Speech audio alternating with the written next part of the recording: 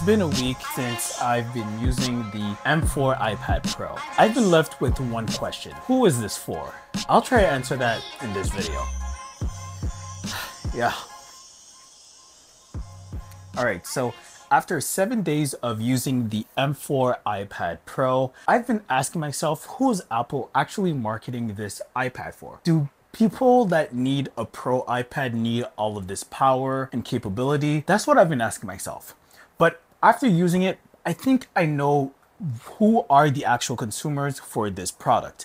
There's really three type of consumers that I would say that really need an iPad Pro with the M4 chip. One of them is extreme content consumers. Let me explain. I would say that the iPad is probably one of the best content consuming devices that you can get right now. But with the new iPad Pro, it just takes it to a whole different level. The first thing I want to talk about is the screen. So with this new iPad, the screen is a lot brighter. So if you want to watch your content outside when it's sunny, you can watch it without any problems. You don't have to worry about the brightness not being high enough. You don't have to worry about your battery going down because you have to put the brightness all the way up. Don't even have to worry about having shade anywhere.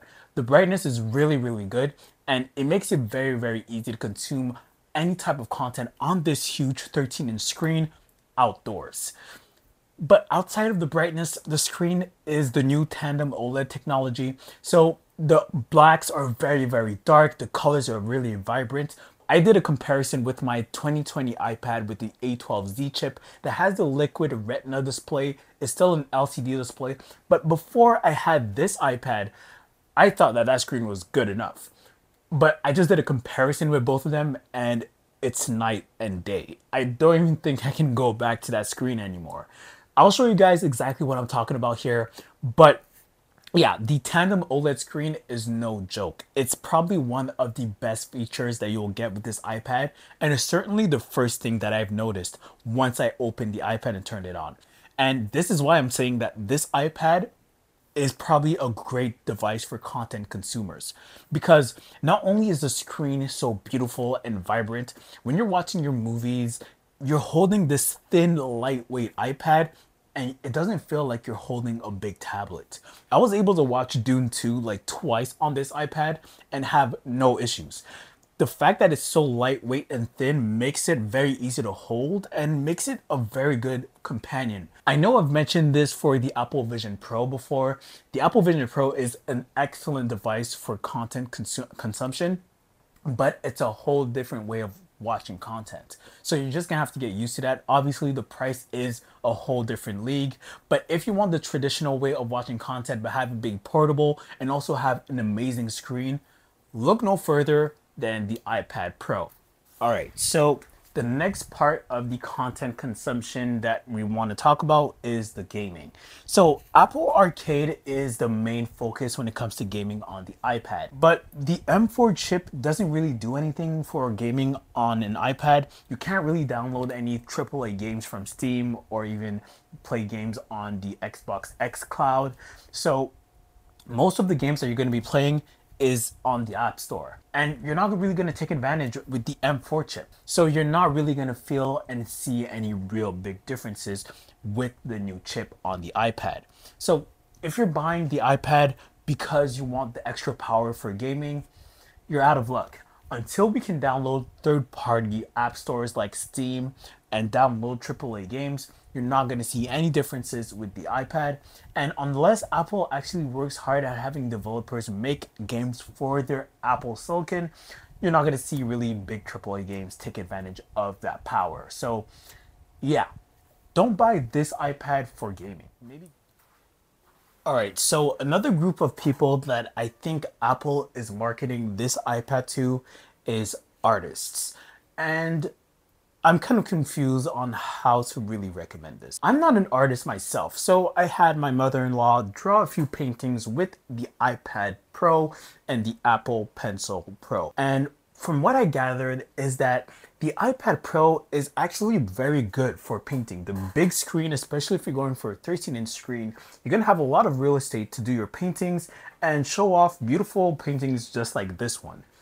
But the real magic here is with the Apple Pencil. So you have a new squeeze function that allows you to bring up other functionalities with the pencil. So with the squeeze function, if you're using the Apple Notes app, it will bring up a lot of different objects for you to switch over. The Apple Notes app has that functionality with the squeeze function. If we go into art apps like Procreate, they did announce on their Apple keynote that they have a new functionality with the squeeze function, and it will bring up other settings. So you can either change the color, you can change to eraser, you can change maybe a lot of different things with the Procreate app. But it's not there on day one, and that kind of annoys me. If you're going to talk about your features on the actual keynote, you would want to make sure that it's actually available on day one. So I can't really comment on the feature being available on Procreate. But a lot of the apps that I would use the pencil for are just not available with the squeeze function. So a lot of the apps that you're looking for might not take advantage of the new squeeze feature. All right, so other than the actual squeeze feature, you do have haptic feedback with the Apple Pencil, and the haptic feedback is amazing. So if you're moving things around that can lock into different places, you will feel the vibrations. If you're using the squeeze feature, you will feel a vibration, and it feels like you're actually squeezing the pencil. Another thing that makes the pencil even better is the barrel roll. So if you're moving your pencil, you can actually see how your actual pen is moving on the canvas and giving you a better sense of how it will apply on the actual canvas.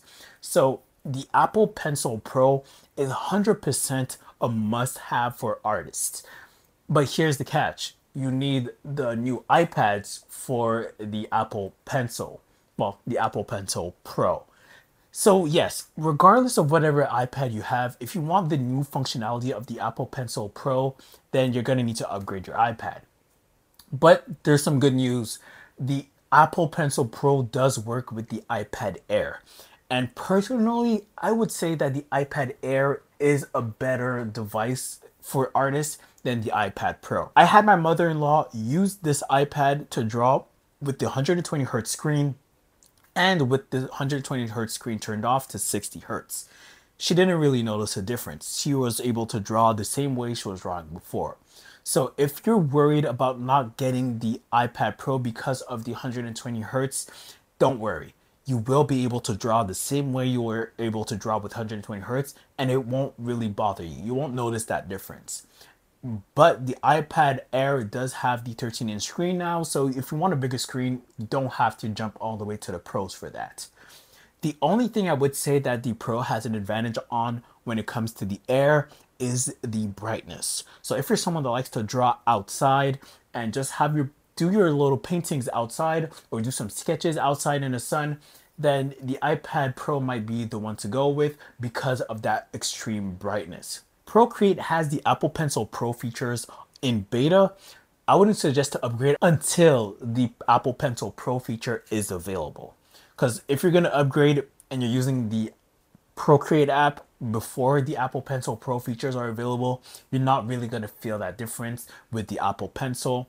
So you might as well just wait. And for other people that are looking to upgrade for a specific app that they use regularly, make sure that the app is actually taking advantage of the Apple Pencil, because again, you're not really going to feel any difference with the Apple Pencil if you're using it for drawing and painting if your app doesn't really take advantage of the barrel roll or even the squeeze feature. So might as well want to wait for those apps to update.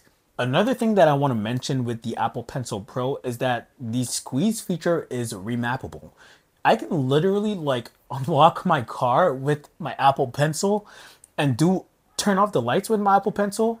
So yeah, it's just a very cool feature. I love the fact that you can remap it to Apple shortcuts and do whatever you want with the Apple Pencil, because that just makes it even better. But yeah, that's just what I really love about the squeeze feature right now. All right, so the last group that I think that Apple might be marketing this iPad to is the people that want a laptop replacement. The iPad is known for being a tablet that you can watch content on. You only need the iPad for that. Good screen, lightweight, good brightness, good battery life. That's all you need. But for the people that want to use the iPad for, I don't know, paintings, drawings, They want the iPad and the pencil, because the pencil allows you to do a lot of things like drawing, taking notes, etc. So you're gonna have to get both of these. Some people want the whole package, but also want it to be a computer. And this is where it gets tricky. All right, so this is a MacBook. A lot of people buy a MacBook when they need to go to school, work, or just use the laptop for laptoping. And some people, the laptop isn't enough. They want something that allows them to write on, want something that they can download movies with through an app. They want something that's a little bit more locked down and makes more sense for that specific device. For a lot of people, the iPad is a perfect device because it allows you to have touch on the screen, allows you to have handwritten notes with actual pencils, and it gives you the access for a keyboard.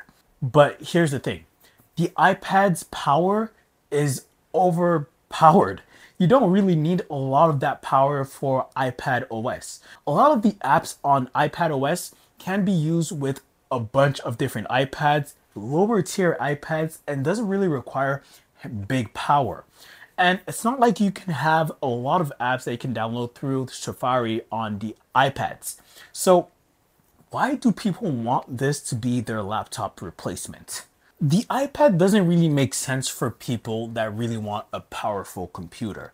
If you want a powerful computer, you'll go with the MacBook Pros, which have a lot of power, has access to a lot of apps that will take advantage of that power, and it's at a reasonable price.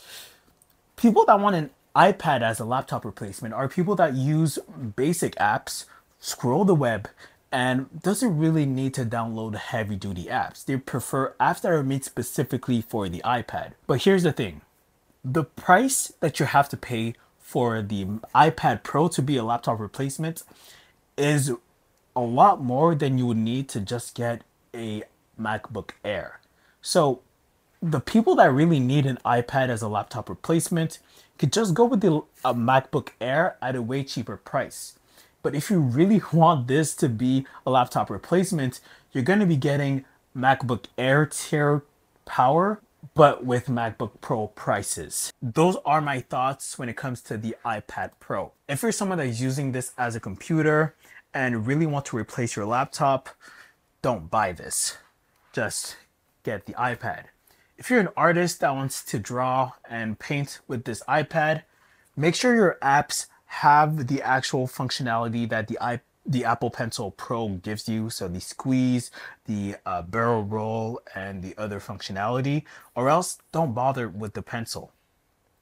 And if you're someone that wants to watch content, that loves a good looking screen, that likes to watch movies on the go or on the bed, but want the best screen possible, this is the one to get. So yeah, 3 different types of people that might be looking at getting the new M4 iPad Pro, and 3 different recommendations for those people. So let me know what you think. Leave a comment down below. Watch my other videos. I will be making a lot more videos on Apple devices, but also Windows, Google, and Samsung devices. So stay tuned, stay subscribed, leave a comment on what I should make a video up next. So yeah, stay tuned and see you guys on another video. Peace.